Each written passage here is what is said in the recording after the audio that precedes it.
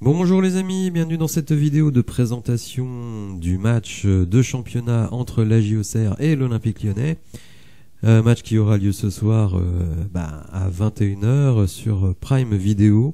Et évidemment un match très important parce que l'OL se retrouve sur une dynamique plutôt positive, donc il ne faut absolument pas casser cet élan.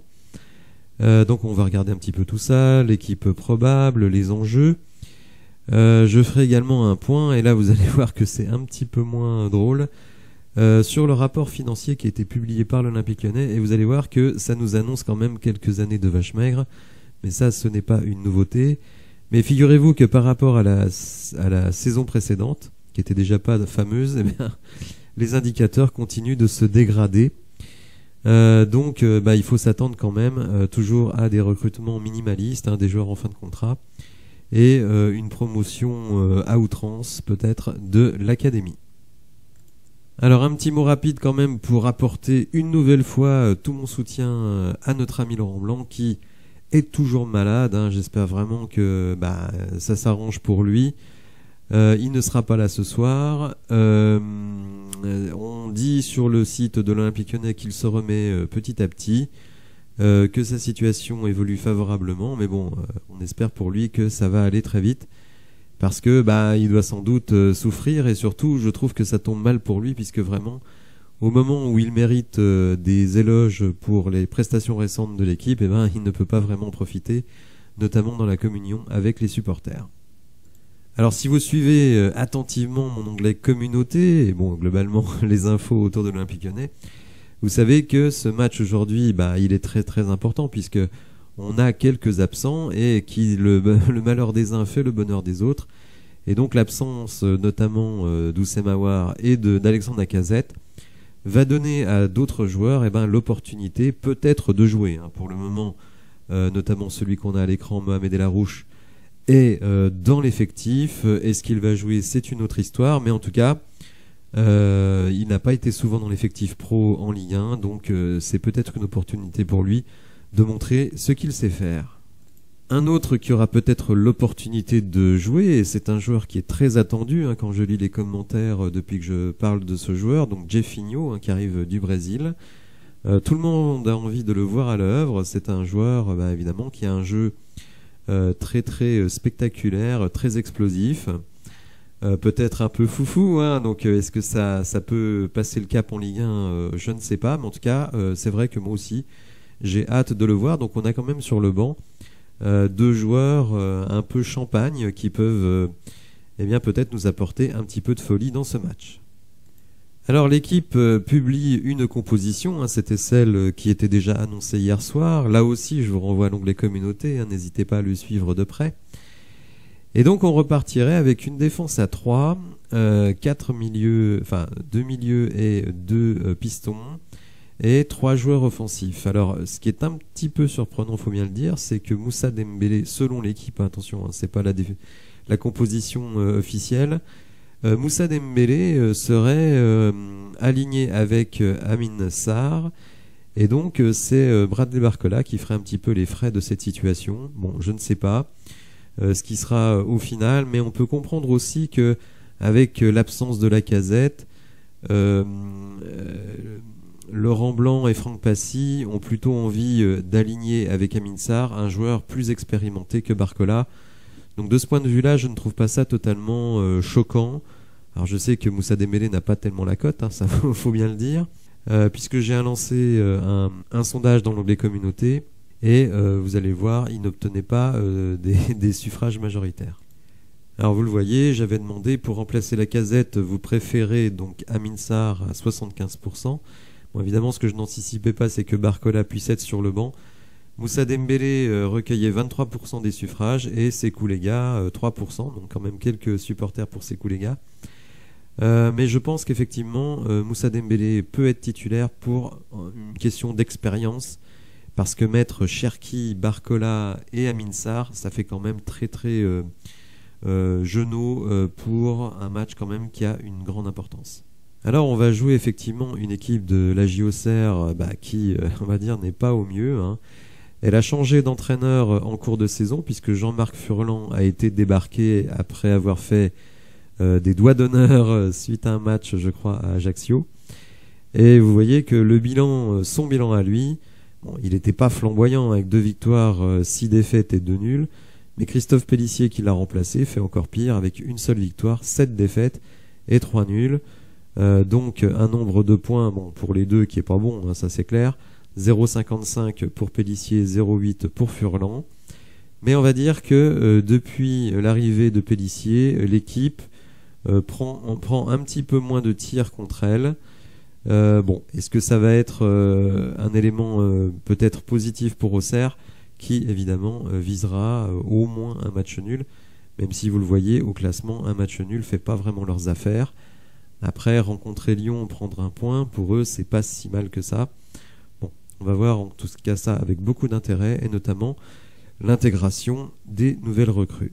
Alors ce 3-4-3 ne me déplaît pas, hein, puisque de toute façon nous n'avons pas d'ailier, hein, donc finalement avoir Koumbedi et Tagliafico pour animer les ailes, bah, c'est plutôt une bonne solution. On est mine de rien quand même assez offensif hein, avec ce 11, puisqu'on a 3 joueurs purement offensifs et des latéraux qui montent énormément. C'est vrai que l'animation du milieu de terrain, Tolisso, Cacré, alors un Cacré, espérons dans la continuité de ce qu'il produit depuis quelques temps. Lovren, Lukeba, Diomandé qui ne sont pas des manchots en termes de relance. Moi je trouve que cet effectif-là est extrêmement intéressant, d'autant que sur le banc, eh ben, vous pouvez faire rentrer El Harouche, Jeffinho, Le Penant, Barcola, voire Sekoulega. Donc je trouve quand même qu'il y a un effectif qui tient nettement la route, et puis surtout bah, j'aimerais bien que notre ami Amin Sarr puisse ouvrir son compteur. Bon déjà parce que ça voudrait dire qu'on a marqué au moins un but, et je pense que un but ça peut être largement suffisant pour battre cette équipe, même si évidemment on espère en mettre davantage.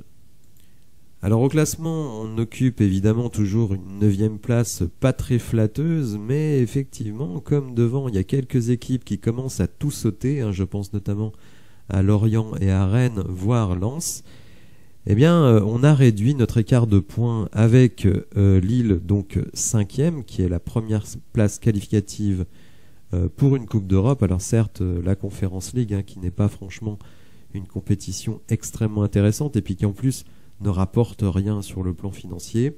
Donc on est à 6 points de cette 5e place, et on est à 11 points, alors 11 points évidemment c'est beaucoup, de la 4e place pour la Ligue Europa. Donc là aussi évidemment on sait très bien que c'est la Coupe de France qui pour nous est le chemin le plus court vers la Coupe d'Europe. Cette fin de mois de février sera très importante puisqu'on joue quand même les 2 derniers du championnat lors des 2 prochains matchs, donc évidemment il faut faire carton plein. Et ensuite quart de finale de Coupe de France face à Grenoble, une équipe de Ligue 2 à domicile. Donc vraiment, si on n'enchaîne pas 3 victoires sur les 3 matchs qui viennent, eh bien on pourra dire qu'on n'aura vraiment pas atteint les objectifs. Après, sur ce que je vois de l'OL depuis un mois, je serais fort surpris que on n'enchaîne pas 3 victoires. Parce qu'effectivement, après, le classement, enfin le calendrier, il sera beaucoup plus complexe, avec Lorient, donc plutôt une équipe en baisse, et Lille, donc deux équipes qui sont devant nous, donc l'opportunité de réduire l'écart avec eux. Après, réception de Nantes, déplacement au Paris Saint-Germain et réception de Rennes. Là aussi, Rennes, une équipe un petit peu en déclin ces derniers temps, et on l'a vu hier notamment en Coupe d'Europe. Alors maintenant, je vais entrer dans une partie de la vidéo un peu moins funky, hein, ça c'est clair, puisque je vais parler un petit peu des finances de l'OL. Et vous allez voir que si on regarde bien les chiffres, c'est quand même extrêmement inquiétant. Parce que malgré des revenus en progression, mais vous allez voir que ces revenus sont en progression, mais une progression illusoire, et je vais expliquer pourquoi. Donc malgré des revenus en progression, eh bien le club continue à être nettement, mais je dis bien nettement déficitaire, et évidemment cumule toujours des dettes absolument monstrueuses, 300 millions de dettes. Alors il y a de la bonne dette, il y a de la mauvaise dette. La bonne dette c'est l'investissement, et donc notamment sur les infrastructures, et la mauvaise dette évidemment c'est les dettes empruntées pour financer les dépenses courantes, et malheureusement on en est là. Alors vous me direz, c'est plus notre problème maintenant, c'est le problème de Textor. Non, non, c'est notre problème, parce qu'effectivement, avec un rapport financier aussi calamiteux, eh bien comme je l'ai dit en début de vidéo, c'est moins d'argent pour les transferts, c'est l'obligation chaque année de vendre nos meilleurs joueurs, en tout cas ceux qui ont le plus de valeur, hein. Par exemple Malo Gusto, je dirais pas forcément que c'est un de nos meilleurs joueurs, mais en tout cas c'est quelqu'un qui a beaucoup de valeur de marchande dans les transferts. Donc imaginez que Ryan Cherki et Lukeba fassent partie des prochains départs. Je pense que ça paraît évident, surtout si ces deux joueurs font une bonne fin de saison. Alors vous le voyez, par rapport, alors c'est un rapport semestriel, hein, donc du mois de juillet jusqu'au mois de décembre, on le voit ici, et on compare cette même période de 2021 avec donc la fin de l'année 2022. Donc vous le voyez, en billetterie, il y a une progression quand même intéressante, hein, 12%, mais effectivement, avec l'absence de Coupe d'Europe, eh bien, une progression limitée cette saison. Là, on a 300 000 € qui sont rentrés. Donc évidemment, ça, on ne le retrouvera pas, alors que l'année dernière, on avait 3,7 millions. Donc là, vous voyez, moins 93%. Et évidemment, il faut attendre 0 sur le prochain semestre. Droit télé, alors là aussi, c'est pour ça que je dis que l'augmentation des revenus, elle est illusoire. C'est que dans ces 36 millions ici, il y a 16 millions de la cession de droits commerciaux à CVC, donc qui nous a permis de récupérer 16 millions. Mais ces 16 millions-là, on les a eu une fois, on ne les aura pas deux fois. Donc en réalité, ici, il n'y a pas 36 millions, il y a plutôt 20 millions. Et vous voyez qu'en plus, l'UEFA, on n'aura rien du tout. Donc là, malgré l'affichage d'une progression, eh bien, la réalité, c'est qu'il y aura une baisse. Donc les 91 millions ici de produits des activités avant donc les tradings de joueurs, ces 91 millions, ce ne sont pas du tout 91 millions je dirais récurrents. Il faut enlever les 16 millions, donc on est plutôt à 75 millions, ce qui évidemment n'est pas terrible. Alors on va me dire c'est la même que l'année dernière, mais l'année dernière on avait les revenus de la Coupe d'Europe que l'on n'aura pas ici. Il y avait quand même ici 14,4 millions. Donc évidemment, ça change beaucoup de choses. Pour arriver à 134 millions, eh bien évidemment, il faut rajouter les cessions de joueurs.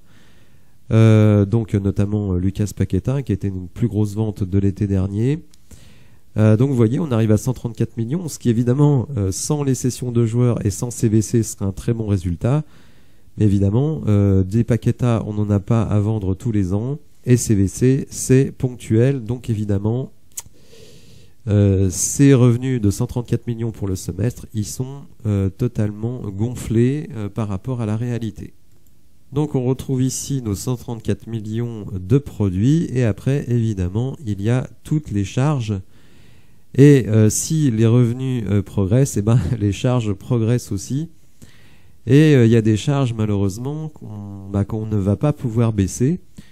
Donc il y a une augmentation importante des achats et des charges externes. Donc là, le club l'explique par l'inflation, et notamment l'inflation du coût de l'énergie.